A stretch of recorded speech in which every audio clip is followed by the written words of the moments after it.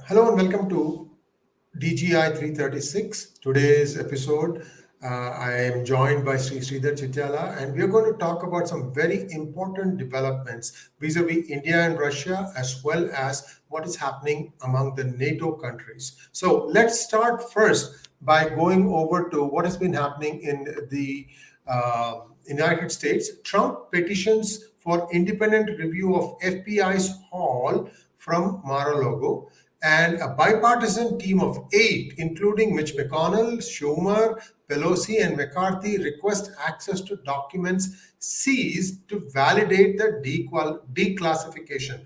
This appears to be across the parties. Sridharji, can you please make sense of this, sir? What is going on? And I'm surprised to see Pelosi's name there. I thought she was one of the initiators. Yeah. Good morning to everybody, and nice to be back on DGI 336. First and foremost, I think we expected President Trump to fire his salvo, which he has done. He has stood his ground and said, if anybody wanted to see the documents, I would have given access. I have no obligation to hide or nothing to hide the documents. Everything was available. So he is now saying, why is it that the Department of Justice doesn't want to appoint an independent, objective, master or arbitrator, so that the document seized is reflective of what the document should have been taken or ought to have been seen, rather than all my personal material, which includes client lawyer privileged communication. There seems to be some client lawyer privileged communication that's been taken. So he has fired the salvo. Let us see what happens on that front. Now, this is a big issue, and both DOJ and FBI have been under the radar for quite some time. I think the bipartisan team, McCarthy and Pelosi are from the House, and Schumer and Marco Rubio are from the Senate.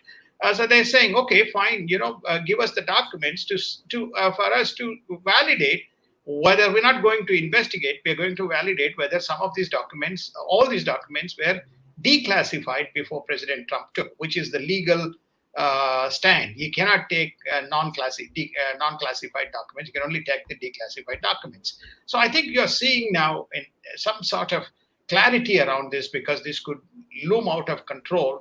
And clearly Democrats don't want to have political adversities emerging out of it in the midterm elections, both for House and Senate.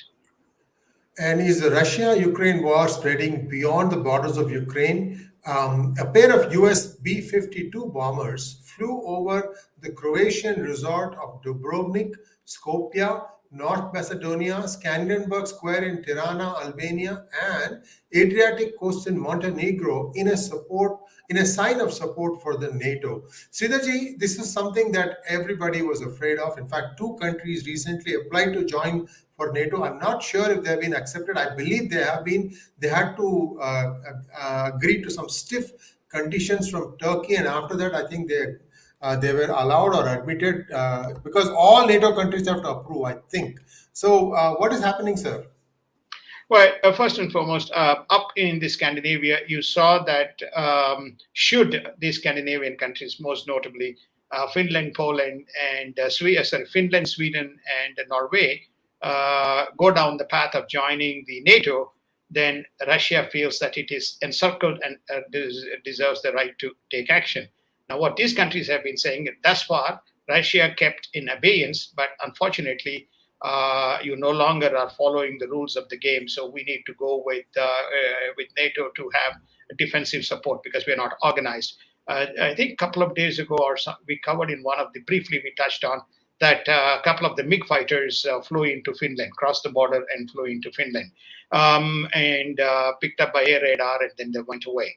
So clearly, I think the war is spreading. Now, if you go into some of these nations within Europe, like you have seen, in the case of Ukraine, the adjacent nation is trying to support Russia. The old Serbia is still nursing the wounds from within the Yugoslavia, with the separation of Croatia, Bosnia, Herzegovina, Macedonia, and then Albania. So you have some of these countries are anti-Serbian, and Serbia is pro-Russia.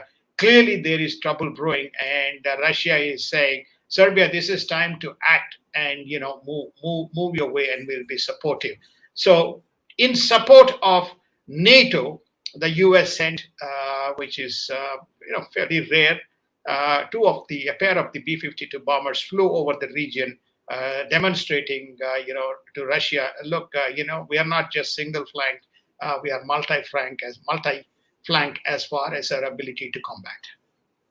Two senior Indian officials visited Russia separately. First, I think it was the Indian National Security Advisor Ajit Doval, followed by the Defense Minister. And there was a message that was conveyed to Russia. Sridharji, what was that message? Well, I think one can infer. Obviously, there's no press release or anything. One can basically snippets of what is coming out. Ajit Doval usually, he goes. Usually, he works behind the scenes. If you recall, he was also in the Shanghai Cooperation Council Security Forum meeting. So he went in and met, and I think his message was very clear to his counterpart. And he also met with Mr. Medvedev, the Russian Deputy Prime Minister or Prime Minister, and the message is very clear. India takes positions on its self and national interests. Russia is a strategic partner as far as sourcing of oil and military partnership is concerned. But India is not condoning all the other actions which are outside the purview and not rules-based in terms of Russia's violations. It also seems to have expressed clear concern that the warm and fuzzy relationship with Russia and China, with China knocking on the borders of India consistently, is not going to be dealt with, is not going to be treated easily, and it is something that's of great concern to India. I think those messages have been communicated very clearly to the Russians. Remember, Russia, Iran, and India are trying to establish that sea and rail link to establish a trade corridor. So I think usually when India sends a message, Russians do listen, but whether they act on it remains to be seen. And US and South Korea kick off biggest drills after COVID with rising threats from North Korea. We have seen that. And also Japan seeks attack drones in a record $40 billion defense budget request. And the US lawmakers have called for further engagement with Japan militarily to mitigate the Chinese-Russian threats. So something happening, cooking there. So right now, US is right in the middle of that storm in the Taiwan Strait as well as in the South China Sea. So we will give you updates as those evolve. Oil prices rise after Saudi says OPEC could cut output and natural gas rises 1.75%. The markets drop with inflation and rates going in opposite direction. Quick word on the markets and then we can wrap, sir. The markets are in a trauma. You can see the currency markets in Europe, the current are further sliding as we get into the show. It's a reflection that Europe is getting into a deeper state of recession and inflation is not in control.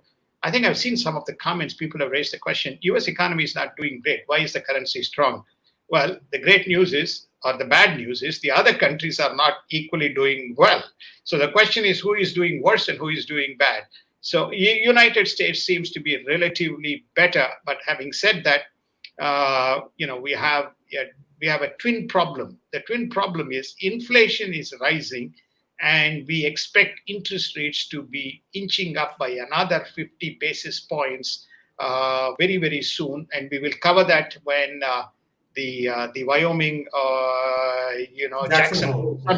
Jackson Hole Summit gets into play on August 25th to August 27th. So the market's in a spindle, and I think that they are waiting for some bad news around the world. The good news is US is still in relatively good position. The job numbers are good. The inflation is still okay relative to the rest of the world, and there is liquidity still in the market. One hopes that the central bank doesn't do anything adversarial to push United States into recession. That's the last thing that we need. And that's it for us today. Please do like, share, and subscribe to our channel. And don't forget to click on the bell button for notifications.